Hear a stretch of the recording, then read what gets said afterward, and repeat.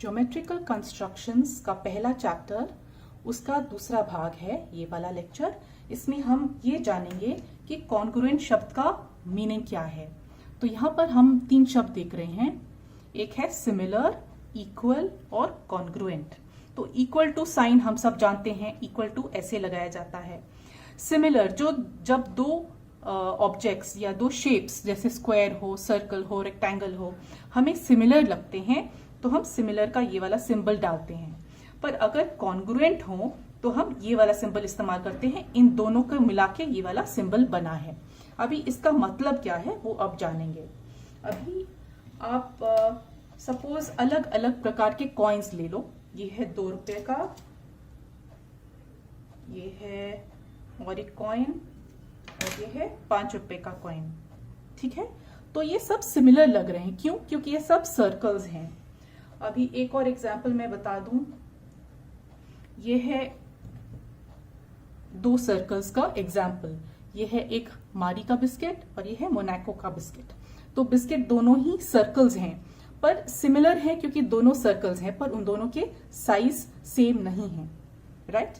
तो इक्वल क्या होता है? एक एग्जाम्पल हम बता दें कि चप्पल का साइज, किसी का पैर छोटा होता है, किसी का बड़ा। तो अगर हमने 4, 5 या 6 नंबर का चप्पल लिया, एक को दूसरे चप्पल से सिरे लगा दिया, तो देखेंगे वो इक्वल हैं। तो वही चप्पल का एक ही सेम साइज होगा, वो इक्वल या कॉन्ग्रुएंट भी कहलाएगा। अभी इक्वल माने सिर्फ आपका लेंथ सेम हो। जैसे कहीं ये 2 10 रुपए के कॉइन हो गए। जैसे ये दोनों बैंगल्स, ये दोनों एक ही साइज के हैं तो ये इक्वल हो गए हैं। ये 2 कंगन हैं, एक ही साइज के हैं तो ये इक्वल साइज के बताए जा रहे हैं। पर कॉन्ग्रुएंट क्या होता है? कॉन्ग्रुएंट होता है जब साइज, लेंथ, एंगल सब जो भी हम मेजरमेंट्स ले सकते हैं सब सेम टू सेम होंगे। जैसे ये है पार्ले जी का बिस्किट, एक बिस्किट के ऊपर दूसरा बिस्किट बराबर बैठेगा, बिल्कुल सेम, तो ये होगा कॉन्ग्रुएंट। क्यों? क्योंकि इसके जो एंगल्स हैं, साइड्स हैं, सब एकदम सेम हैं। एक और एग्जांपल बता दूं, जैसे ये मारी का बिस्किट, या एक और एग्जांपल ले लेते हैं, एक और बिस्किट। तो यहाँ पर 2 बिस्किट हैं, मैंने एक को दूसरे पे रखा, बिल्कुल फिट टू फिट बैठ रहा है क्योंकि उसका लंबाई एक है। एंगल्स, अंदर के जो एंगल्स बन रहे हैं 90 डिग्री वाले, ये है रेक्टेंगल और ये है स्क्वायर, पर ये जो है कॉन्ग्रुएंट ऑब्जेक्ट्स हैं। अब हम देखेंगे 3 लाइंस। अगर मैंने एक 5 सेंटीमीटर का यहाँ पर एक लाइन बनाया है, यहाँ पर भी एक लाइन है 5 सेंटीमीटर का, और ये तीसरा लाइन है 5 सेंटीमीटर का, जो कि ये तीनों लाइंस उनका लंबाई एक जैसा है, वो एक के ऊपर एक बराबर बैठ सकते हैं, तो उसको कॉन्ग्रुएंट कहेंगे। तो एंगल्स, अगर एंगल्स भी अगर हम देखें तो ये दोनों एंगल्स, इसके आर्म्स जो है लंबे हों छोटे हों उससे हमें कोई फर्क नहीं पड़ता है। हम देखेंगे यहाँ पर एंगल्स दोनों 30 डिग्री हैं, इसलिए हम उनको कॉन्ग्रुएंट कहेंगे। अभी आपको मैं एक और चीज बताने जा रही हूं।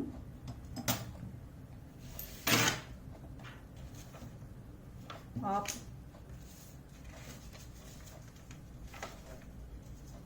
ये देखिए, यहां पर मैं आपको बता रही हूं, एक स्क्वायर है और एक ट्रायंगल है, ये दोनों शेप्स हैं।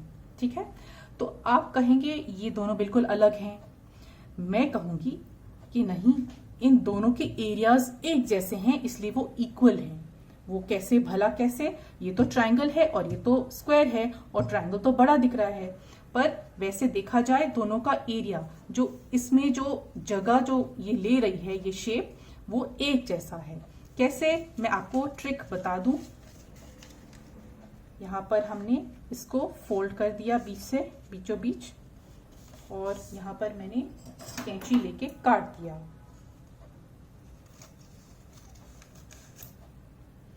अब मैं इसी को अगर स्क्वायर पे रखूं तो इनके एरियाज इक्वल हो रहे हैं कि नहीं? बिल्कुल इस स्क्वायर पे वो फिट हो रहा है। इसीलिए क्या कहेंगे कि जो हमारा जो ट्रायंगल था, कहाँ गया triangle? Triangle and the square they have equal area, तो उनको हम इक्वल एरिया वाइज हम इक्वल कहेंगे। पर कॉन्ग्रुएंसी हो तो कॉन्ग्रुएंट बताने के लिए हमें कहना पड़ेगा ये एक स्क्वायर है और ये एक स्क्वायर है, दोनों बिल्कुल सेम शेप होने चाहिए, सेम लेंथ होना चाहिए, बीच के जो एंगल्स होने हैं वो सब सेम होने चाहिए। और इसका भी हम कह सकते हैं ये दोनों जो ट्राइंगल्स हैं कैसी भी शेप हमें मिले, हम अगर सब उनके साइड्स और एंगल्स सेम हैं तो हम इन दोनों को क्या कहेंगे, कॉन्ग्रुएंट ट्राइंगल्स कहेंगे। I hope you have understood the concept of congruency.